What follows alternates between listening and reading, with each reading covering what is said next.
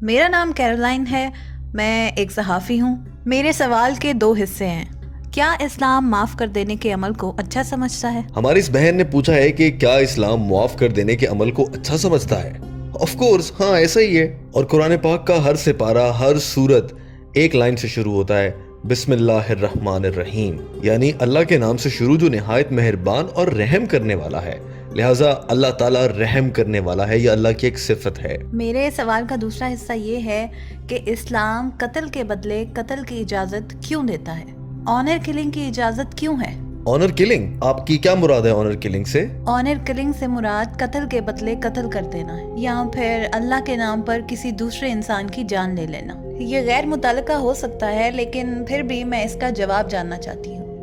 میں یہ سب اس لیے پوچھ رہی ہوں کیونکہ میں نے بہت سی کتابوں میں پڑھا ہے کہ ایک انسان قتل کے بدلے کسی بھی دوسرے انسان کا قتل کر سکتا ہے۔ ہماری اس بہن نے بہت اچھا سوال پوچھا ہے کہ اگر اسلام دوسروں کو معاف کر دینے کو اچھا سمجھتا ہے تو پھر وہ غیرت کے نام پر قتل یا پھر وہ قتل کے بدلے میں قتل کا کیوں کہتا ہے، جبکہ اسلام تو معاف کر دینے کی بات کرتا ہے۔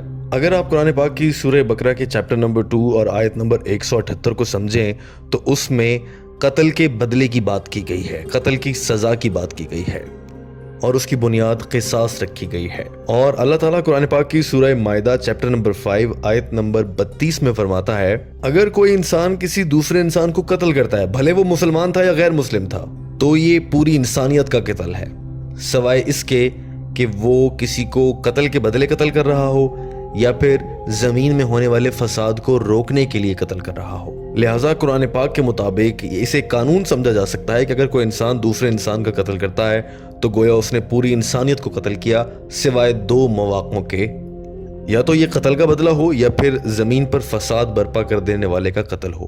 ان 2 صورتوں میں قتل کر سکتے ہیں، اس کے علاوہ نہیں۔ اب یہ 2 صورتیں ہیں جس میں اسلام اجازت دیتا ہے کہ کسی کو قتل کیا جا سکتا ہے، اور ایسا کیوں کیا گیا ہے یہ میں آپ کو بتاتا ہوں۔ پہلی جو صورت ہے وہ یہ ہے کہ اگر کسی شخص نے دوسرے انسان کا قتل کیا ہے، جسے آپ نے آنر کلنگ کہا تھا، اور دوسرا یہ اگر وہ زمین پر فساد پھیلا رہا ہو، دنیا کو آلودہ کر رہا ہو، کرپشن کر رہا ہو۔ اچھا، اب یہ لازمی بھی نہیں ہے کہ قتل کے بدلے میں ہر حال میں ہی قتل کیا جائے گا۔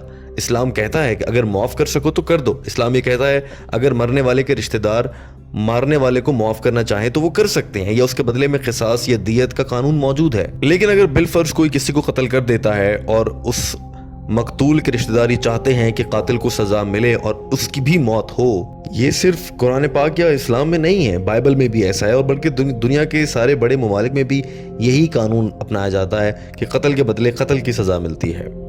حتیٰ کہ اسلام میں بھی ایسا ہے، اگر کوئی شخص کسی دوسرے کو مار دیتا ہے، اب سزا کے طور پر اسے قتل کرنا ہے تو پھر اسے قتل کیا جا سکتا ہے، لیکن مقتول کے رشتہ دار اس کو معاف کر سکتے ہیں اگر وہ چاہیں۔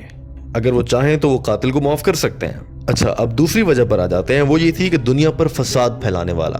مثال کے طور پر اگر کوئی شخص کسی کا زنا کر رہا ہے، اب وہ زنا کر رہا ہے، دنیا میں فساد پھیلا رہا ہے، اس صورت میں اسے سزا موت ملنی چاہیے، اسے مار دیا جانا چاہیے۔ اسلام کے مطابق ایسا ہی ہے۔ دوسری صورت یہ ہے کیونکہ یہ جرم اتنا سنگین ہے، یہ اتنا بڑا جرم ہے کہ اس کے لیے اور کوئی سزا نہیں ہے، بس موت کی سزا ہے۔ اور میں نے یہ سوال بہت سے غیر مسلموں سے پوچھا ہے کہ خدا نخواستہ اگر کوئی تمہاری ماں کے ساتھ زنا کرتا ہے اور آپ کو ہی کوئی جج بنا دیتا ہے کہ آپ فیصلہ کریں، اور اس موقع پر وہ زنا کرنے والا شخص بھی آپ کے سامنے لایا جاتا ہے، تو آپ کیا سزا دیں گے اس کو؟ میں نے جس سے بھی سوال پوچھا ہے، 100% لوگوں نے، 100% غیر مسلموں نے مجھے یہ کہا ہے کہ وہ اس کو مار دیں گے۔ جنہیں زیادہ غصہ تھا وہ یہ کہہ رہے تھے کہ ہم اس کو تشدد کر کے اس کی جان نکالیں گے۔ تو یہ دوہرے معیار کیوں ہے؟ کیا آپ کو معلوم ہے امریکہ جو کہ بہت ایڈوانس اور جدید ملک مانا جاتا ہے، FBI کے اعداد و شمار کے مطابق 1990 میں ہر روز اوسطاً 1756 زنا کے کیسز سامنے آتے تھے ایک دن میں۔ 1996 میں یہ بتایا گیا کہ ہر روز 2713 زنا کے کیسز سامنے آ رہے ہیں۔ تو ان 6 سالوں میں اتنا فرق آ گیا۔ اس حساب سے اگر دیکھا جائے تو امریکہ میں ہر 32 سیکنڈ بعد ایک عورت کے ساتھ کوئی شخص زنا کرتا ہے زبردستی۔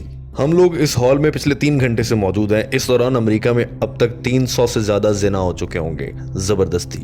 لہٰذا اسلام میں حجاب کا نظام ہے، جو میں اپنی اکثر گفتگو میں بتاتا ہوں۔ جب کوئی مرد کسی عورت کو دیکھے تو وہ اپنی آنکھیں نیچے کر لے عورت کو چاہیے کہ وہ حجاب کرے. اس کے باوجود اگر اس کے ساتھ کوئی ریپ کرتا ہے, زنا کرتا ہے, زبردستی کرتا ہے, تو پھر اس کو سزا ملے گی. یہاں تک کہ امریکہ کا قانون کہتا ہے کہ 7 سال کی قید جو ہے زانی کو دی جانی چاہیے. لیکن بہت سے ایسے کیسز ہوتے ہیں کہ وہ رہا ہو جاتے ہیں. لیکن اس طرح کے جرم میں جہاں پر جنسی زیادتی کی جاتی ہے, زبردستی ریپ کیا جاتا ہے, اس میں ہر کوئی یہی چاہے گا کہ ذمہ دار کو قتل کر دیا جائے. سارے 100% غیر مسلموں نے ایسا چاہا ہے. بس ایک شخص ایسا آیا جو بہت سمارٹ بن رہا تھا, اس نے یہ کہا کہ میں اس کو 5 سال کی قید کی سزا دوں گا, اور قتل کی اس نے بات نہیں کی. تو میں نے اس کو بتایا کہ بھائی میرے 95% ایسے زانی قیدی ہوتے ہیں جب وہ جیل سے چھوٹ کر آتے ہیں تو وہ پھر سے دوبارہ سے ریپ کرتے ہیں اور پھر انہیں جیل میں لایا جاتا ہے. لہٰذا اگر خدا نخواستہ آپ چاہتے ہیں کہ آپ کی ماں بہن کے ساتھ زنا ہو تو پھر آپ ایسا چاہ سکتے ہیں, مجھ سے ایسا برداشت نہیں ہوگا. لہٰذا بس یہ 2 صورتیں ہیں جس میں اسلام قتل کرنے کا حکم دیتا ہے, اور وہ میں نے آپ کو سمجھا دی ہیں. مجھے امید ہے کہ آپ کو میرا جواب سمجھ آ گیا ہوگا.